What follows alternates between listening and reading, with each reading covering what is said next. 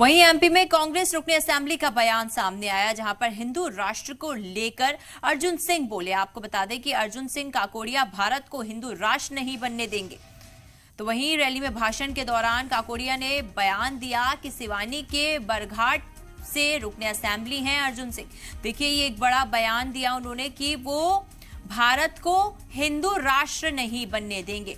देखिए, लगातार इस तरीके के बयान देते हुए सिर्फ एआईएमएम के प्रमुख असदुद्दीन ओवैसी दिखते थे, पर अर्जुन सिंह जो कि रुकने असेंबली बरघाट से हैं, सिवनी के बरघाट से, उनका ये बयान सामने आया। आपको बता दें कि एक रैली में भाषण के दौरान काकोड़िया ने ये बयान दिया कि वो भारत को हिंदू राष्ट्र नहीं बनने देंगे। तो हिंदू राष्ट्र को लेकर अर्जुन सिंह बोले, तो वहीं उन्होंने ये कहा कि वो भारत को हिंदू राष्ट्र नहीं बनने देंगे।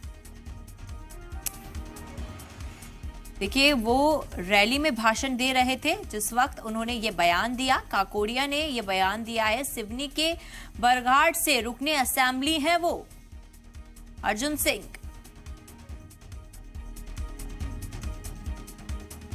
तो इस वक्त की बड़ी खबर आपको बता रहे हैं कि एमपी ने कांग्रेस रुकने असेंबली का ये बयान आप सुनिए, जिसमें वो बोल रहे हैं कि वो भारत को हिंदू राष्ट्र नहीं बनने देंगे।